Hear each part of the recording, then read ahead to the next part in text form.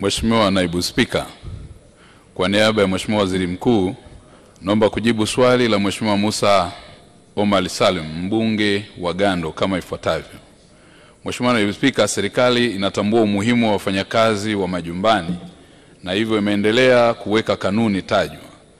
Mwaka 2022 kupitia tangazo la kima cha chini cha mshahara namba 687, serikali iliweka kima cha chini cha mshahara kwa sekta binafsi ikiwemo sekta ya wafanyakazi wa majumbani. Kwa mujibu wa sheria, tangazo hili linadumu kwa miaka 3 na hivyo kwa sasa serikali kupitia bodi ya kima cha chini cha mshahara kwa sekta binafsi inaendelea kukamilisha utafiti wa kima kipya cha chini cha mshahara ambacho pia kitajumuisha sekta ya wafanyakazi wa majumbani. Asante Mheshimiwa. Mheshimiwa Salim. Asante sana Mheshimiwa Naibu Spika, nashukuru sana kwa majibu yenye kutia matumaini ya serikali. Lakini ni dhahiri kwamba wafanyakazi wa ndani wanaendelea kunyanyasika sana kwa asilimia kubwa. Wafanyakazi hawa unakuta wanafanya kazi usiku mchana mwezi mzima na kiwango anacholipwa hakiridhishi. Nafikia mahali mtu ambaye anamfanya kazi huyo ana kipato zaidi ya milioni 20 kwa mwezi, lakini mfanyakazi huyo anapokea si zaidi ya shilingi 60,000. Huu sio utu, hii ni biashara utumwa ambayo imeshapitiwa na wakati. Mheshimiwa Naibu Spika, kwa ruhusa yako, ningeomba sasa serikali iangalie hili jambo serious kwa sababu unyanyasaji unaoendelea majumbani ni mkubwa sana na ndugu zetu wanaumia sana. Asante sana. Mheshimiwa Waziri. Mheshimiwa Naibu Spika, naomba kujibu swali la Mheshimiwa Musa Omar Salim. Kwanza nimpongeze sana Mheshimiwa mbunge kwa swali hilo zuri na kuonyesha kujali hasa kwenye manyanyaso ambayo yanafanyika kwa wafanyakazi wa ndani.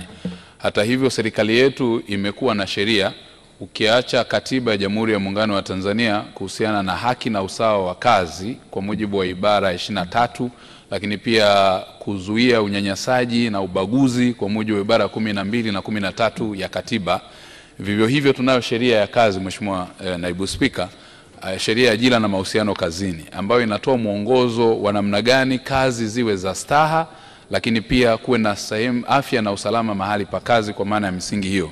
Na kwa kufanya hivyo, kwanza kwenye eneo la malipo tunayo amri ya kima cha chini cha mshahara ambayo tulitunga na kuitoa mwaka 2022, na pia sambamba nayo tuna utaratibu sasa ambao tumeanza kwenye hatua ya kusaini na kuratify convention namba 189 ambao ni mkataba wa kimataifa ambao utazungumzia kuhusiana na sasa uwepo wa haki za wafanyakazi wa majumbani. Mojawapo ya haki zinazoangaliwa ni pamoja na masaa ya kazi, kuwa na mikataba ya kazi, lakini pia kuhakikisha kwa wakati wote wanapata haki na stahiki zao na malipo yanayostahili. Na masuala ya unyanyasaji Mheshimiwa Naibu Spika amekuwa akijitokeza.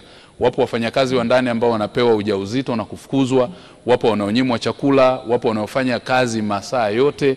Haya yote tumekuwa tukiangalia na kuyazingatia kwa kutumia sheria yetu ya kanuni za adhabu sura namba 16.